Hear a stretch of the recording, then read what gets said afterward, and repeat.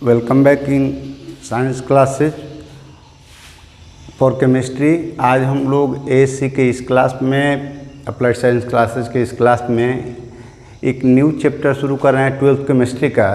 Chapter का नाम है आपको general principles and processes of isolation of elements. यानी जो एलिमेंट्स हम लोग निकालते हैं, मेटल्स निकालते हैं, तो उनके लिए हम लोगों को आइसोलेशन प्रोसेस क्या क्या अप्लाई करना पड़ता है, आइसोलेशन क्या होता है, इसके बारे में हम लोग डिटेल्स थोड़ा सा बात करेंगे। तो इसमें ये ध्यान दीजिएगा कि आपका जो चैप्टर शुरू है एनसीईआरटी बुक में, तो शुरू में कुछ इसके इंट्रोडक्टिव हिस्टोरिकल इंट्रोडक्शन के बारे में दिया गया है कि मेटल हमारे लॉन्ग टाइम में कैसे यूज किया जाता था, किस समय में कौन से ज़्यादा डेवलप किए गए मेटल्स, उनका यूज कैसे कैसे किया गया, ये सब कुछ हिस्टोरिकल नोट्स टाइप के दिए गए हैं। तो एग्जामिनेशन पॉइंट ऑफ व्यू से वो नहीं होते हैं, उनके लिए कुछ पूछा नहीं जाता है, उनसे आज तक पूछा नहीं गया है, इसलिए हम उस पर फोकस नहीं करेंगे। मेटल्स की यूज के बारे में आज ऐसा कोई भी जानकार आदमी नहीं है जो मेटल के यूज से इग्नोरेंट हो। हर आदमी मेटल के यूज के बारे में जानता है। डे टू डे लाइफ में मेटल के बिना कुछ हमारा लाइफ संभव ही नहीं है। कहीं ना कहीं किसी न किसी रूप में डिफरेंट टाइप के मेटल्स और उसके कंपाउंड्स का यूज हम लोग करते आ रहे हैं।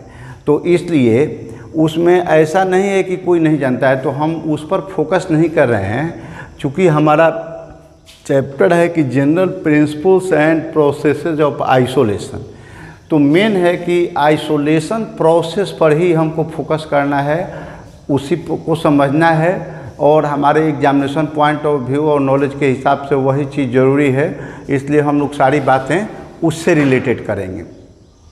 तो जब हम मेटल की बात करते हैं तो जनरली हम लोग देखते हैं कि एलिमेंट्स में मेटल आप बहुत ज़्यादा यूज करते हैं, और ये जो मेटल यूज कर रहे हैं तो कहीं ना कहीं वो हर एक मेटल आपके नेचुरल अर्थ क्रस्ट से ही मिलता है।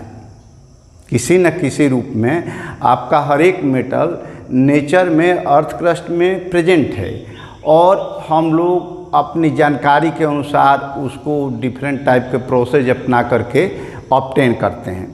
तो अब जो मेटल का एक्सट्रैक्शन हम करते हैं, तो आप जानते हैं कि सब जब अर्थ क्रस्ट में कोई चीज़ है तो वहाँ से हमको माइन करके डिग आउट करके निकालना होगा। तो वहाँ से अर्थ क्रस्ट से हम निकालते हैं। निकालने पर ज़्यादातर वो मिक्स्ड फॉर्म में रहते हैं, कुछ कंपाउंड होते हैं, कुछ अदर सब्सटेंसेज भी उसमें रहते हैं इम्प्यूरिटीज़ के बारे में। तो फिर ला करके इम्प्यूरिटीज़ को अलग करते हैं। इम्प्यूरिटीज़ को अलग करने के बाद आप मेटल को डिफरेंट केमिकल प्रोसेसेस के माध्यम से उसके कंपाउंड्स में से अलग करते हैं। तो ये पूरा प्रोसेस आपको ये समझना है इस चैप्टर के अंदर में।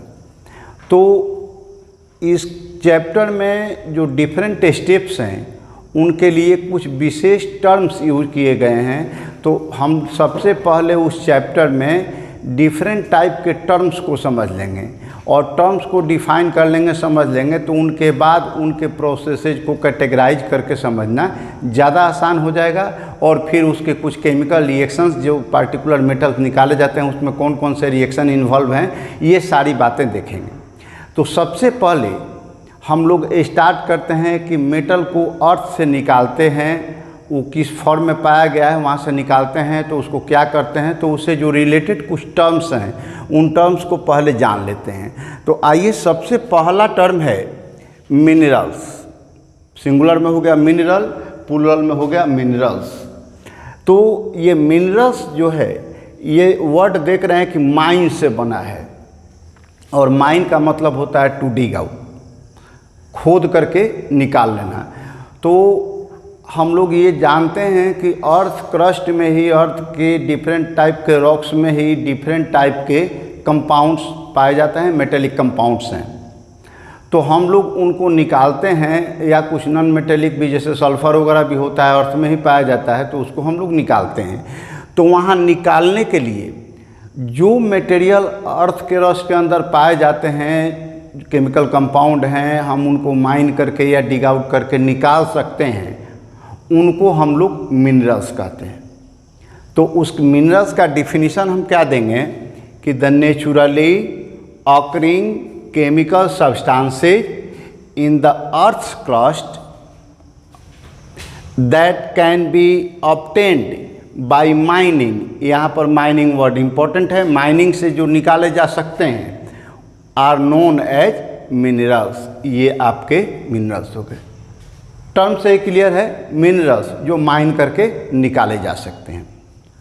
तो अब जब माइन करके निकालते हैं तो ऐसा नहीं होता है कि हम माइन करके निकाले तो जो कुछ भी निकाले तो उससे कुछ प्राप्त कर लिए, ऐसा नहीं होता है। हर अलग अलग टाइप के माइंड सब्सटेंसेज में कुछ अलग अलग एलिमेंट्स कम मात्रा में होते हैं, कुछ ज़्यादा मात्रा में होते हैं, डिफरेंट टाइप के हो सकते हैं। तो उसमें से किसी मेटल को जब एक्सट्रैक्ट करना होता है तो मेटल का एक्सट्रैक्शन या किसी पार्टिकुलर एलिमेंट का एक्सट्रैक्शन जब हम करते हैं तो उसमें कुछ विशेष टाइप के मिनरल ही विशेष एलिमेंट के लिए एनरिच्ड होते हैं और उनसे उस विशेष टाइप के कंपाउंड से ही हम विशेष मेटल को या एलिमेंट को प्राप्त कर सकते हैं। तो जिस पार्टिकुलर मिनरल से हम कोई पार्टिकुलर मेटल या कोई एलिमेंट चीफली यानी उसकी मात्रा उसमें ज़्यादा होनी चाहिए, प्रॉफिटेबली इकोनॉमिकल तरीके से जिसमें प्रॉफिट हमको ज़्यादा हो रहा हो, कॉस्ट कम हो रहा हो और इजीली फाइंड आउट कर सकते हैं, ऑब्टेन कर सकते हैं, उन्हीं को हम लोग उस पार्टिकुलर एलिमेंट का ओर कहेंगे। ध्यान देना है, मिनरल का तो देख लिए कि जो माइन करके निकाले जा सकते हैं दैट आर मिनरल। अब ओर्स, तो the minerals from which metals can be obtained profitably, chiefly and easily. 3 word हैं मेन। इसमें और भी इस टाइप के सिमिलर वर्ड आप ऐड कर सकते हैं। तो प्रॉफिटेबली होना चाहिए, चीफली होना चाहिए, ज़्यादा अमाउंट में परसेंटेज होगा तो आपको प्रॉफिट ज़्यादा होगा, और जिसको इजी केमिकल प्रोसेस से आप निकाल सकते हैं तो आर नोन एज ओर्स। वो सारे ओर कहलाते हैं किस उस पार्टिकुलर मेटल के लिए। किसी का कोई ओर होगा तो किसी न किसी मेटल का ओर हम बोलते हैं, ज़्यादा करेक्ट होता है।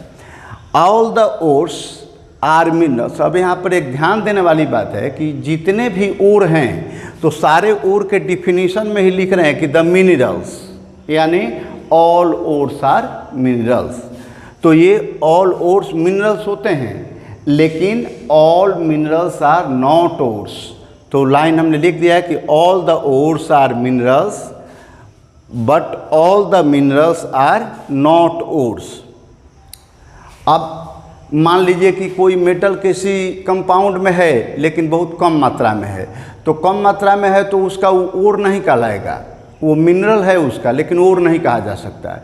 अगर उस मिनरल से हम उस पार्टिकुलर मेटल को या एलिमेंट को हम लो कॉस्ट पर प्रॉफिटेबल तरीके से इजीली निकाल सकते हैं तभी वह उसका ओर कहलाएगा, अदरवाइज ओर नहीं कहलाएगा। लेकिन अगर डिग आउट करके निकाला गया है, माइन करके निकाला गया है तो मिनरल निश्चित रूप से होगा। तो इसीलिए कहा जाता है कि सारे मिनरल्स ओर नहीं हो सकते, लेकिन सारे ओर्स निश्चित रूप से मिनरल होते हैं। अब इसके एग्जाम्पल्स में बहुत सारे हैं, लेकिन हम लोग 2-3 एग्जाम्पल लिखे हुए, जैसे बॉक्साइट। बॉक्साइट है तो ये एल्युमिनियम का ओर है, पहले से आप जानते हैं एल्युमिनियम का ऑक्साइड होता है, हाइड्रेटेड होता है तो बॉक्साइड उसको बोलते हैं। तो ये एल्युमिनियम का ओर है। देखिए एग्जाम्पल जो लिखे हैं तो ब्रैकेट में उसके हम एलिमेंट लिख दिए हैं कि वह ओर किस एलिमेंट का ओर है। जैसे बॉक्साइट है तो एल्युमिनियम का ओर हो गया। इसी तरीके से हेमाटाइट है, आयरन का ऑक्साइड होता है हाइड्रेटेड, तो ये आपका हो गया आयरन का ऑक्साइड है, तो इसको इसमें से आयरन को हम आसानी से निकाल सकते हैं, तो ये आयरन का ओर हुआ। ऐसे ही मैग्नेटाइट है, सिडेराइट है, फिर कॉपर है, कॉपर पैराइट है एक और, इससे कॉपर को आप आसानी से निकाल सकते हैं। हालांकि कॉपर पैराइट्स का आप लिखिएगा तो CuFeS2 होता है फार्मूला। कुफेस 2 भी सिंपल में हम लोग उसको याद रखने के लिए याद कर सकते हैं कि CuFe यानी फे और ए सल्फर के लिए, तो कुफेस और 2 S2 होता है, तो CuFeS2 लिखते हैं तो कुफेस 2 पढ़ सकते हैं। तो वो हमारा कॉपर पैराइट है तो उसमें कॉपर भी है, आयरन भी है, सल्फर भी है, लेकिन हम उसमें से चीफली कॉपर को निकालते हैं, कॉपर इजीली निकाला जाता है, तो इसलिए वह मिनरल आयरन का भी हो सकता है, सल्फर का भी हो सकता है, कॉपर का भी हो सकता है, लेकिन ओर किसका कहलाएगा? तो ओर वो कहलाएगा कॉपर का, आयरन का या सल्फर का ओर नहीं कहलाएगा। ठीक है, तो ओर और मिनरल में क्लियर हो गया। अगला टर्म है इसमें कि गैंग। जब हम कुछ भी माइन करके निकालते हैं अर्थ से, तो अब तो पार्टिकुलर मेटल के लिए हम ले रहे हैं तो उसको मिनरल ना बोल करके उसको ओर बोल सकते हैं पार्टिकुलराइज वे में।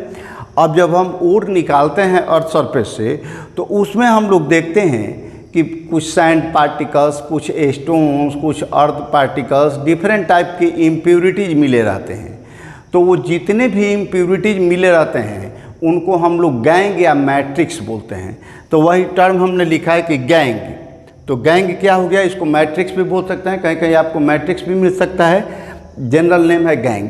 तो अर्दी और अनडिजायर्ड मटेरियल, जिसको हम लोग इम्प्योरिटी भी कह सकते हैं, present in the ore of a metal is called gangue. कोई भी ओर है किसी मेटल का, तो उस मेटल के ओर में जो इम्प्योरिटीज प्रेजेंट हैं उन्हीं को हम लोग गैंग्स कहते हैं। सिंगुलर में गैंग बोलेंगे, प्लूरल में गैंग्स बोलेंगे, या मैट्रिक्स। ठीक है, अब जब हम इम्प्योरिटीज उसमें होती है तो इम्प्योरिटीज को निकालना पड़ता है। तो कभी कभी इम्प्योरिटीज को हम जनरल फिजिकल मेथड से निकाल सकते हैं, और कभी कभी हम लोग हीट करके भी ये जनरल फिजिकल प्रोसेस से, जैसे magnetic separation method, hydraulic method से, या फिर फोर्स फ्लोटेशन मेथड से, या मैग्नेटिक सेपरेशन मेथड से ये नहीं निकाल पाते हैं लीचिंग वगैरह से, तो उसके लिए हमको क्या करना पड़ता है कि उसमें कुछ केमिकल सब्सटेंसेज मिला करके, कोई पार्टिकुलर केमिकल सब्सटेंस मिला करके हीट करना पड़ता है। तो जब इम्प्योरिटीज को या गैंग को निकालने के लिए, गैंग में कुछ ऐसे इम्प्योरिटीज हो सकते हैं, ऐसे सब्सटेंसेज हो सकते हैं जो नॉन फ्यूजिबल होते हैं। नॉन फ्यूजिबल मतलब वो मिल नहीं पाते हैं, अलग नहीं हो पाते हैं। तो जब हम नॉन फ्यूजिबल इम्प्योरिटीज को निकालने के लिए उस ओर के साथ किसी सब्सटेंस को मिलाते हैं, किसी केमिकल सब्सटेंस को मिला करके उसको हीट करते हैं, तो जो एडिंग सब्सटेंस होता है उसी को हम लोग फ्लक्स बोलते हैं।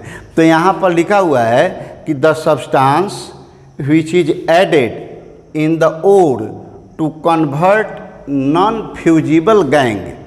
गैंग जो नॉन फ्यूजिबल है उसको कन्वर्ट करना है कहाँ? तो टू फ्यूजिबल कंपाउंड। वो किसी फ्यूजिबल कंपाउंड में कन्वर्ट हो जाए जिससे उसको आसानी से निकाल सकें। तो उसके लिए जो सब्सटेंस ऐड किया जा रहा है, that substance is called flux. अब ये फ्लक्स जो होता है नेचर के हिसाब से एसिडिक भी हो सकता है, बेसिक भी हो सकता है। एसिडिक होगा तो उसको एसिडिक फ्लक्स बोल सकते हैं, बेसिक होगा तो उसको बेसिक फ्लक्स बोल सकते हैं। अब इसके बाद जब हम कोई नॉन फ्यूजिबल गैंग है और उसमें फ्लक्स मिला करके उसको हीट करते हैं, तो मोल्टेन स्टेज में या फ्यूजिबल कंपाउंड बन जाता है, और उसी फ्यूजिबल कंपाउंड को हम लोग स्लैग बोलते हैं। तो स्लैग का डिफिनेशन हुआ कि the fusible compound formed by the combination of flux is known as slag. और उसको हम लोग इम्प्योर, अब ये भी लिख सकते हैं सिंपल में कि impurity plus flux added substance है, ये गैंग है इम्प्योरिटी, और उसको मिलाए इम्प्योरिटी के जगह पर आप गैंग भी लिख सकते हैं। तो गैंग प्लस फ्लक्स या impurity plus flux equals to जो बनेगा फ्यूजिबल कंपाउंड वो हमारा होगा स्लैग। जैसे एग्जाम्पल के तौर पर जब हम ये आयरन का एक्सट्रैक्शन करता है हेमेटाइट से, तो उस कंडीशन में उसमें कुछ सैंड पार्टिकल्स, जिसको आप सिलिका या सिलिकॉन डाइऑक्साइड भी बोलते हैं, SiO2, तो ये SiO2 उसमें प्रेजेंट रहते हैं इम्प्योरिटीज के रूप में, और वो जनरल आपके सेपरेशन मेथड से या कंसंट्रेशन ऑफ ओर के मेथड से वो सेपरेट नहीं हो पाते हैं। तो उस कंडीशन में उनको अलग करना होता है, और वाटर में भी वो सोल्यूबल नहीं है, फ्यूजिबल नहीं है, नॉन फ्यूजिबल है। तो उनको अलग करने के लिए हम लोग ओर का क्रशिंग करते हैं। तो ओर क्रशिंग करके और उसके बाद उसमें कैल्शियम कार्बोनेट मिला देते हैं, ओर के साथ कैल्शियम कार्बोनेट मिला देते हैं और कोक मिला देते हैं। तो कोक तो मेटल के रिडक्शन के प्रोसेस में आता है, जिसकी चर्चा हम लोग आगे के स्टेप में करेंगे। लेकिन उसमें ये जो मिलाते हैं तो कैल्शियम सिलिकेट, जो आपका कैल्शियम कार्बोनेट मिलाते हैं तो वह सिलिका को कैल्शियम सिलिकेट में कन्वर्ट करता है, जो बेसिकली लिक्विड होता है। तो इस तरीके से हमको वो स्लैग मिल जाता है कैल्शियम सिलिकेट के रूप में, और वो आयरन के ऊपर तैरते रहता है, जिसको हम लोग आसानी से अलग कर सकते हैं। तो अब इसके बाद मेटलर्जी के बारे में हम देखते हैं कि मेटलर्जी क्या होता है, उसके डिफरेंट स्टेप्स क्या होते हैं। मेटलर्जी वर्ड जो है वो बेसिकली मेटल से लिया गया है, और जैसा कि हम जानते हैं कि कोई भी मेटल आपके ओर के रूप में, मिनरल्स के रूप में प्रेजेंट है, और ओर को जब हम निकालते हैं तो कुछ सर्टेन स्टेप्स होते हैं जिनके द्वारा हम लोग प्योर मेटल को प्राप्त करते हैं। तो ओर से लेकर के, यानी ओर को जब आप डिग आउट कर लिए तो उसके बाद आपको मिल गया ओर, और ओर को प्योर मेटल ऑब्टेन करने तक में जितने भी डिफरेंट स्टेप्स होते हैं, the entire steps, the entire processes to obtain pure metal from their ores are called is combinedly called metallurgy. The combination of all steps to get pure metal from its ore is known as metallurgy, या इसको metallurgical operation भी कहीं कहीं आपको मिल सकता है। तो metallurgy या मेटलर्जिकल ऑपरेशन सेम चीज़ है, मेटलर्जी भी प्रोसेस का ही कंबाइंड फॉर्म है। तो आप इसको डिफाइन कर सकते हैं कि the entire scientific and technological process use for the isolation of metal from its ore is called metallurgy. जितना भी प्रोसेस आप अप्लाई करेंगे ओर से लेकर के मेटल को प्राप्त करने में, वो सारा प्रोसेस कंबाइंडली कॉल्ड मेटलर्जी। अब द एक्सट्रैक्शन ऑफ आइसोलेशन, अब ये मेटलर्जी के जो प्रोसेस होते हैं इसके कुछ स्टेप्स होते हैं। तो अलग अलग मेटल के अनुसार थोड़ा सा उसमें कुछ वेरिएशन हो सकता है मेथड के एप्लीकेशन में, लेकिन अगर ओवरऑल देखा जाए ब्रॉड लेवल पर तो आपके 3 मेन मेथड होते हैं। कहीं कहीं बुक में इसको 4 मेथड में भी दिया गया है। तो 4 मेथड में क्या दिया गया है, जैसे 3 मेथड जो हम लोग मेथड हैं इसी में वो चारों आ जाते हैं। जहाँ पर 4 होगा वहाँ पर आपको मिल सकता है कि कंसंट्रेशन ऑफ 4, इसके बाद हीटिंग, तब आइसोलेशन ऑफ मेटल और रिडक्शन, और लास्ट में प्यूरिफिकेशन। तो हम लोग जो कंसंट्रेशन ऑफ 4 है, कहीं कहीं कंसंट्रेशन ऑफ ओर तो एक प्योर हो गया, और उसके बाद जो हीटिंग और रिडक्शन प्रोसेस है ये दोनों को हम लोग कंबाइंडली कर लेते हैं। क्योंकि अगर हीटिंग अलग किया जाए और रिडक्शन अलग किया जाए तो रिडक्शन के लिए भी अल्टीमेटली मोस्ट केसेज में आपको हीट करना होता है। कुछ फास्ट रिएक्टिव मेटल को बात छोड़ दी जाए तो अधिकांश केस में मेटल को हीट करना ही पड़ता है, ओर को हीट करना ही पड़ता है। जो फास्ट रिएक्टिव मेटल्स हैं वो भी इलेक्ट्रोलिटिक प्रोसेस से करते हैं, तो वहाँ भी इलेक्ट्रिक एनर्जी एक्सेस सप्लाई करना पड़ता है। तो अब चाहे जो भी मेटल हो तो उसको अगर आप एक बार हीट करेंगे और तब फिर ठंडा करके फिर रिड्यूस करेंगे तो आपको फ्यूल खर्च बढ़ता है। तो इसलिए जनरली ये किया जाता है कि हीटिंग प्रोसेस और आइसोलेशन प्रोसेस दोनों, या रिडक्शन प्रोसेस भी आप बोल सकते हैं, दोनों को एक साथ किया जाता है। तो इसीलिए हम लोग उनको दोनों को एक स्टेप ले सकते हैं। आपके बुक में भी वही चीज़ दिया गया है, और लास्ट में एक प्यूरिफिकेशन हो जाता है। तो द एक्सट्रैक्शन और and isolation of metals, extract मतलब निकालना, आइसोलेट मतलब अलग करना। तो metals from their ores involve the following 3 major steps.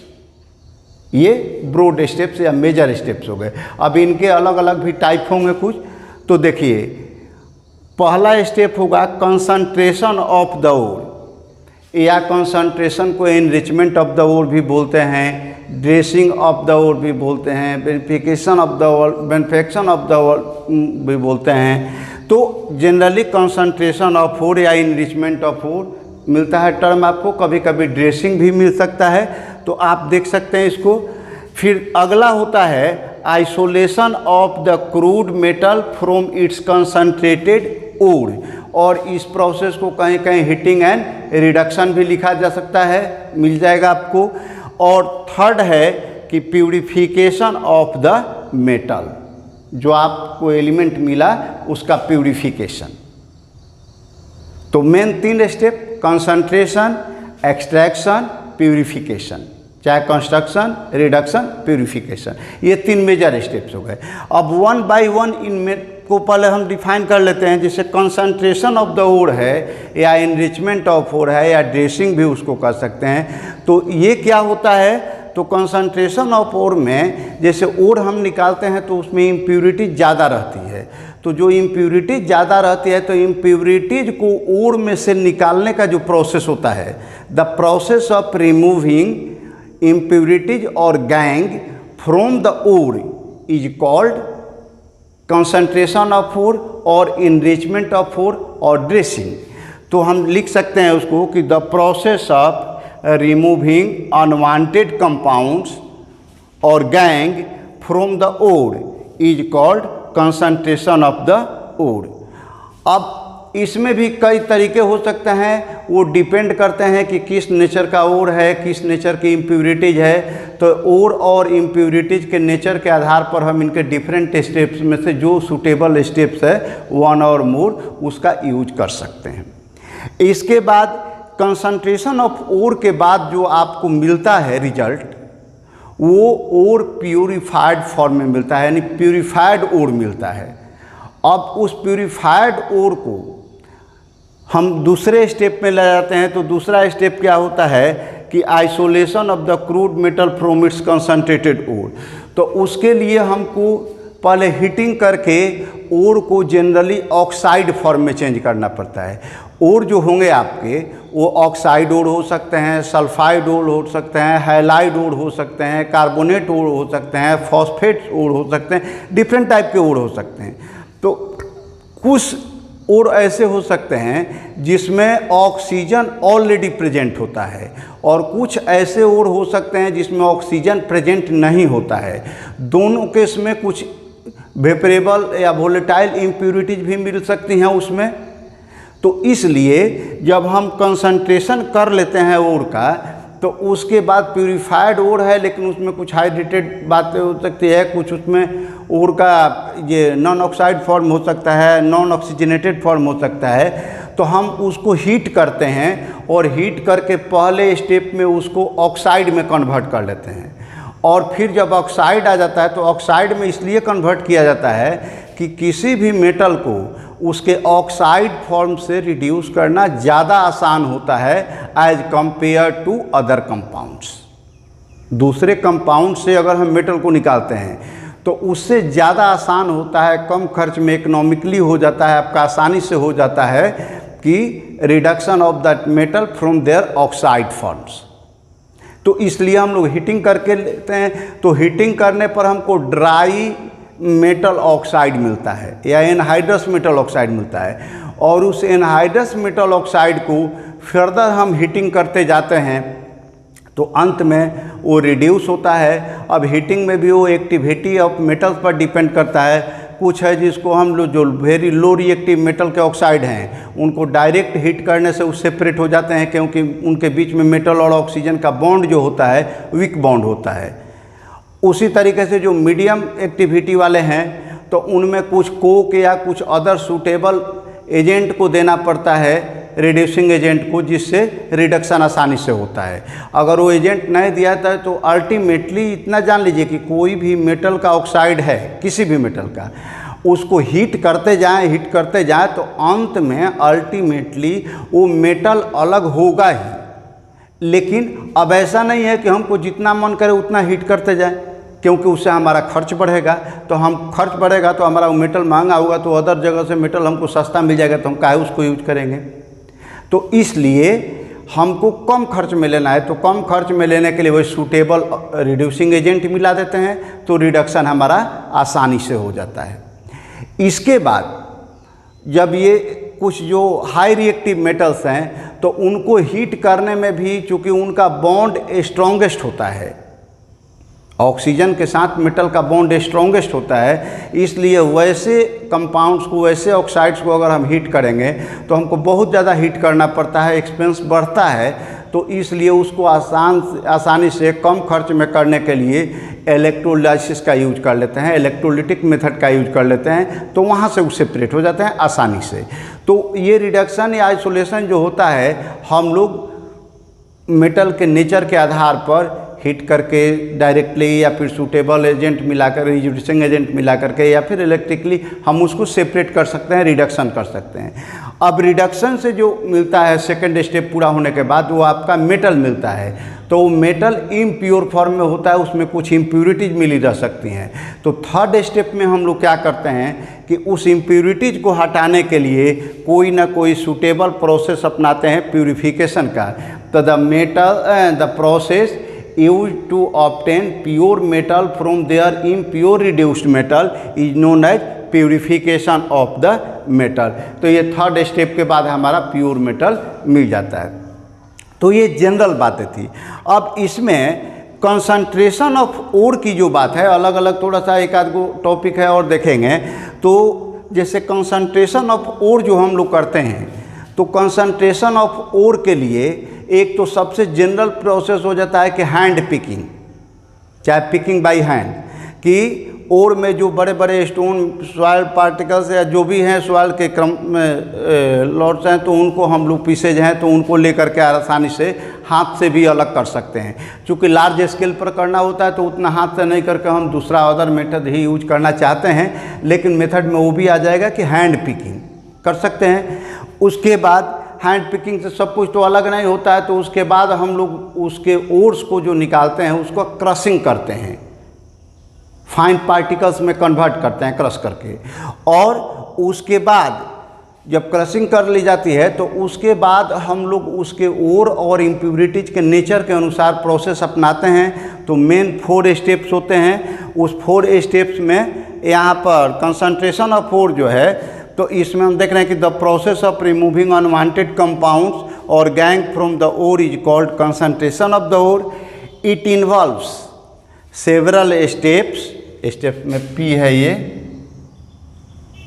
Steps, like hydraulic washing. तो हाइड्रोलिक वॉशिंग में केवल हैंड पिकिंग तो है ही, अंडरस्टूड है, इसलिए उसको नहीं लिखा गया है और बुक में भी आपको नहीं दिया है, वेरी सिंपल मेथड की वजह से। तो हाइड्रोलिक वॉशिंग, तो हाइड्रोलिक वॉशिंग में क्या होता है, हाइड्रोलिक का मतलब कि कुछ ना कुछ प्रेशर से रिलेटेड बात है, वॉशिंग करना है, वाटर से मिला करके अलग करना है। तो जब ओर के पार्टिकल्स हेवी होते हैं और उसमें इम्प्योरिटी जो होती हैं लाइटर होती हैं, तो हम ग्रेविटी उनको वॉश करते हैं, तो लाइटर पार्टिकल जो है ऊपर आ जाते हैं और आपके ओर जो है नीचे बैठ जाते हैं, फिर उनको अलग कर लेते हैं वॉश करके।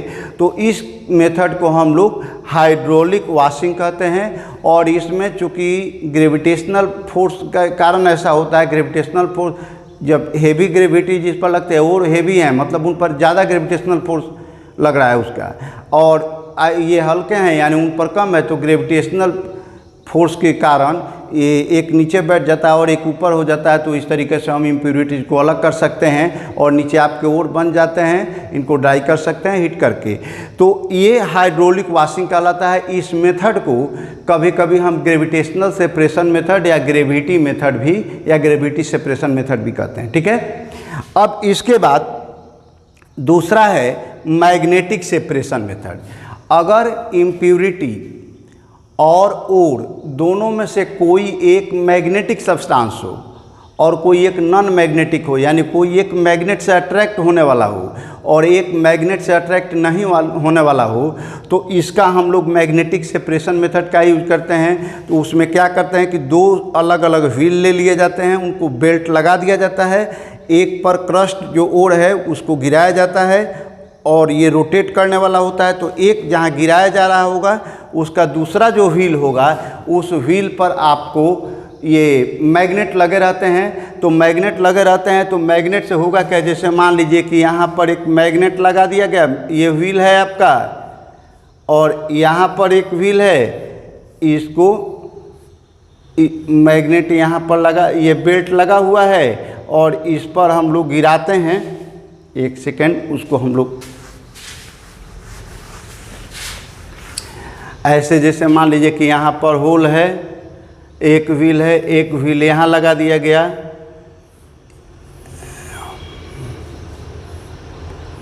इसमें भी बीच बीच में मैग्नेट के पीस अपना लगा दिए गए हैं। इनके बाद इस पर बेल्ट लगा दिया गया है ऐसे, और इस पर हम इसमें ओर्स डालते हैं, इस पर ओर गिरते जाते हैं तो ओर इसके साथ साथ ये ऐसे रोटेट कर रहा है तो आते हैं। तो जब आएंगे तो क्या होगा, ओर आकर के यहाँ से तो नीचे गिरेंगे, तो नीचे जब गिरते हैं तो यहीं से दो तरह के हो जाते हैं। कुछ ओर जो नॉन मैग्नेटिक है दूर चले जाएंगे, और जो मैग्नेटिक है वो नज़दीक स्टोर होते जाते हैं। तो ये मैग्नेटिक वाले हो गए और ये नॉन मैग्नेटिक हो गए। तो ये अपना अलग कर सकते हैं। तो ये मैग्नेटिक सेपरेशन मेथड से हम लोग अलग कर सकते हैं। तो ये कब अप्लाई किया जाएगा, तो जब एक मैग्नेटिक सब्सटेंस हुआ, दूसरा नॉन मैग्नेटिक हो। अब इसी तरीके से हम लोग अगला प्रोसेस दे सकते हैं कि फ्रोथ फ्लोटेशन मेथड। तो फ्रोथ फ्लोटेशन मेथड में क्या होता है कि एक टैंक लिया जाता है और उस टैंक में वाटर को ऑयल मिला करके रख दिया जाता है।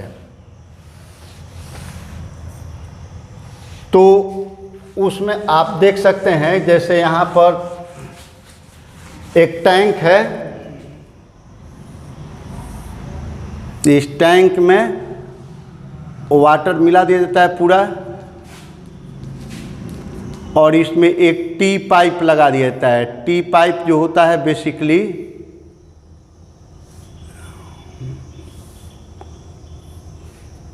ये टी पाइप है, इसमें बीच बीच में होल बने रहते हैं और इसको हम लोग इसमें एयर पास कराते हैं। ये एयर पास हो रहा है एयर, और इसको रोटेट कराते हैं। इस पाइप को हम लोग रोटेट करा सकते हैं। तो रोटेट कराने से यहाँ से वाटर के बबल्स बहुत सारे निकलेंगे, बबल्स निकलते रहते हैं, और वो बबल्स इसके ऊपर इस वाटर के साथ हम लोग पाइन एप्पल या यूकलिप्टस का ऑयल मिला देते हैं थोड़ा सा।